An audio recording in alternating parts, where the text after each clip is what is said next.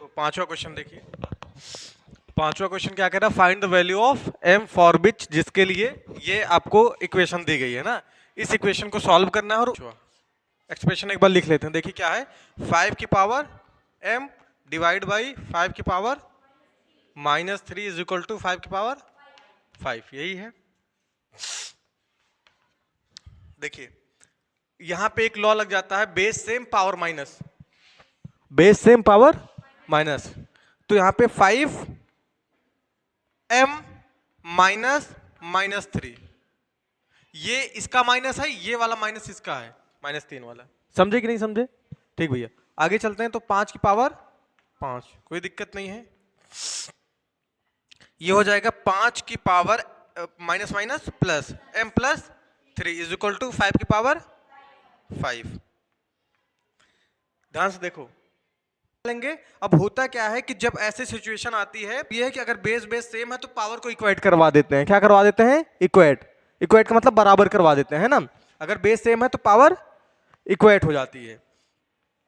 m+3 is equal to 5। अब यहां equation solve कर लो। 3 इज इक्वल टू, सॉरी 3 नहीं, m is equal to 5 - 3 is equal to 2। हाँ या ना? समझ में आ रही बात? कोई दिक्कत नहीं है। देखिए क्वेश्चन नंबर 6 इवेल्युएट करना है। बहुत आसान क्वेश्चन है, कठिन नहीं है। कठिन लग रहा होगा आपको, देखते हैं। हमें एक्सपोनेंट को क्या करना है? पॉजिटिव करना है ना। तो कैसे होगा? 3/1 से होगा पॉजिटिव, और 3/1 का मतलब 3 होता है। तो मतलब 3 की पावर 1 -4 की पावर 1, हाँ या ना। और इसकी होल की पावर क्या है? -1। अभी इसको छोड़ते हैं, अंदर देखते हैं। यहां हो जाएगा 3 - 4 और होल की पावर 1, क्योंकि 3 की पावर 1 का मतलब 3 है, 4 की पावर 1 का मतलब 4 है। 3 - 4 की पावर 1। आगे देखते हैं, -1 की पावर 1, तो आंसर क्या आ गया? -1 ही आ गया। अब इसकी पावर अब लिखो, इसके बराबर में क्या होगा? -1 ही तो होगा। क्यों? क्योंकि यहाँ पे पावर जो है वो ऑड नंबर है, मतलब 1 है, इवन टाइम्स नहीं है, तो क्या होगा? नेगेटिव ही होगा। समझ में आ रहा है? दूसरा क्वेश्चन देख लेते हैं इसी के साथ। देखिए दूसरा क्वेश्चन थोड़ा सा अलग लगाते हैं।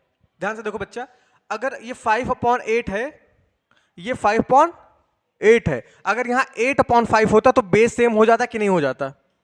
ठीक, तो बेस सेम कर लेते हैं। बेस सेम करेंगे तो ये हो जाएगा 8/5 की पावर 7 गुणे 8/5 की पावर -4। कोई दिक्कत नहीं है, आगे देखता हूं।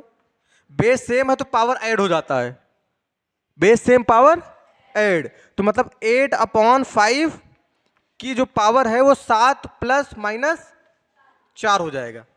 इसका मतलब प्लस है, -4 ये वाला है बेटा। समझे कि नहीं समझे? आगे बढ़ते हैं।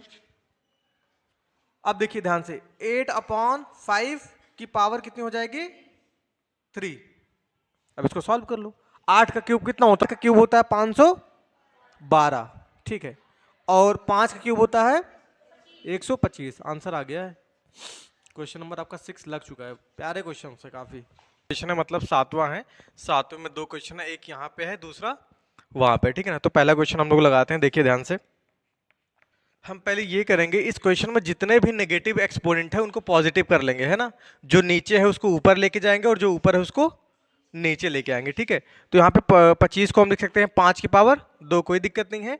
इसको अगर हम नीचे लेके आएंगे, ध्यान से देखो, इसको हम नीचे लेके आएंगे तो t की पावर 4 हो जाएगा। इसको ऊपर लेके जाएंगे तो t की पावर 8 हो जाएगा। और अगर इसको ऊपर लेके जाएंगे तो 5 की पावर 3। और यहाँ पे 10 है, 10 को हम लिख सकते हैं 2 × 5 लिख सकते हैं कि नहीं भाई? 2 × 5 लिख सकते हैं, क्योंकि 2 5 का क्या होता है? 10 ही होता है। कोई दिक्कत नहीं है। चलिए अब देखते हैं। ध्यान से देखो, इसको अरेंज करते हैं। कैसे अरेंज करते हैं? यहां पे लिखा है 5 की पावर 2, ठीक, और यहां पे कितना है? 5 की पावर 3। तो इसको हम 5 की पावर 2 गुणे 5 की पावर 3 गुणे t की पावर 8, है ना। ध्यान से देखो, अब देखो यहां 2 × 5 × t की पावर 4। चलिए आगे देखते हैं। यहाँ पे 5 की पावर 2 है, यहाँ पे 5 की पावर 3 है। तो हमको पता है बेस सेम पावर ऐड वाला रूल लगेगा यहाँ पे। अगर आपको लॉ याद होगा, एक लॉ है क्या, ये है कि a की पावर m गुणे a की power n is equal to a m plus n, a की पावर m प्लस n। और इसी का उल्टा होता है, जब यहाँ पे डिवाइड होता है तो यहाँ पे माइनस हो जाता है। ठीक है, तो ध्यान से देखो, यहाँ पे क्या है, बेस सेम है तो पावर को ऐड कर लेंगे, तो मतलब 5 की पावर 2 प्लस 3 हो गया। ठीक, आ रही बात समझ में? और ध्यान से देखो, अगर ये चीज ऊपर जाएगी तो इसमें से पावर माइनस हो जाएगी, क्योंकि यहाँ पे डिवाइड हो रहा है। भाई बेस सेम पावर ऐड, यहाँ बेस सेम पावर माइनस, क्योंकि ये डिवाइड हो रहा है। टी की पावर 8 को टी की पावर 4 डिवाइड कर रहा है। कुछ लोग ऐसे काट कर टी की पावर 4 भी डायरेक्ट लिख देते हैं। आ रही बात समझ में? देखिए, हाँ, तो ये हो जाएगा टी की पावर 8 माइनस 4। कोई दिक्कत है? नहीं है। नीचे क्या भैया, 2 इंटू 5। चलिए देखते हैं आगे। यहां पे हो जाएगा 5 की पावर 5, और यहां पे हो जाएगा टी की पावर 4, और यहां पे क्या है नीचे, डिवाइड बाई 2 इंटू 5। चलिए, यहां 5 की पावर 1 है, देखो ये भी डिवाइड हो रहा है। अब लॉ आपको डायरेक्ट नहीं दिखेगा, आपको खोजना पड़ेगा कहां पे लॉ लग रहा है। यहां बेस सेम पावर माइनस हो जाएगा। ठीक है ना, बेस सेम पावर माइनस, जैसे यहां पे बेस सेम था, पावर हमने माइनस कर दिया। ठीक है, आगे बढ़ते हैं। तो यहां पे 5 की पावर 5 माइनस 1, और यहां पे हो जाएगा टी की पावर 4 अपॉन 2। ठीक है, आगे देखते हैं। तो ये आ जाएगा 5 की पावर 4 और टी की पावर 8/2। ठीक है, अगर इसको और हम सॉल्व करते हैं ऐसे करके यहां पे, ठीक, तो यहां 5 की पावर 4 का मतलब क्या होता है, 5 की पावर 4 का मतलब कितना होगा, 625। कैसे होगा देखो ध्यान से, 5 की पावर 4 का मतलब होता है भैया, हाँ, 5 गुणे 5 गुणे 5 गुणे 5, और यहां टी की पावर 8 है ही, और बटे कितना है, 2 है।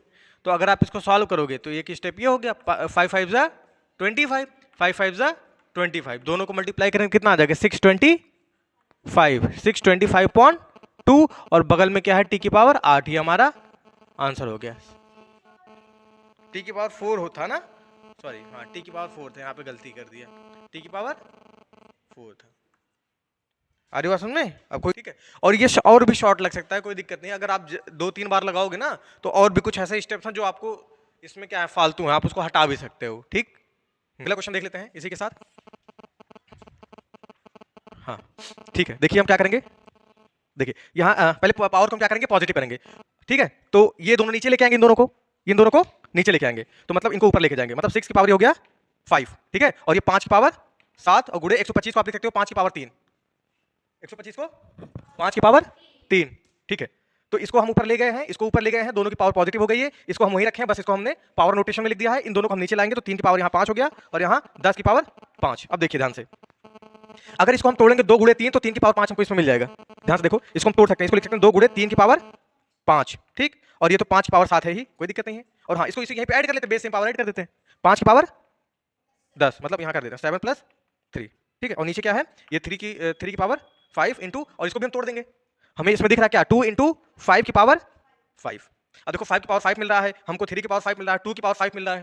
ठीक है, अब देखो पावर को सेपरेट कर दो सभी के साथ, यहाँ हो जाएगा 2 की पावर 5 अलग हो गया, 3 की पावर 5 अलग हो गया, 5 की पावर 10 अलग से लिखा ही है, 3 की पावर 5 हो गया, और यहाँ पे हो गया 2 की पावर 5 गुणे 5 की पावर 5। अब ध्यान से देखो, ये तो आराम से कैंसिल आउट हो गया, ये भी आराम से कैंसिल हो गया, इसलिए हमने तोड़ा था ताकि हमको मिल जाए। ठीक है, हाँ, अब ये हो जाएगा 5 की पावर 10 माइनस 5 है ना, 5 की पावर 10 माइनस 5, ये कितना आ जाएगा, 5 की पावर, हाँ, ये आंसर कहाँ है, ये, लेकिन शायद पीछे आंसर उसमें तो ये आ रहा है ना, बिना एक्सपोनेंट का है। चलो, मतलब ठीक है, एक्सपोनेंट पे ही छोड़ देते हैं। अगर इसको आपको नंबर में लिखना तो आएगा 1250, तो जो एनसीईआरटी से मैच कर रहा है आप वही लिखिएगा, वैसे भी लिखेंगे, दोनों पे मार्क्स आपको मिलेगा। ठीक है, ये तरीका है लगाने का।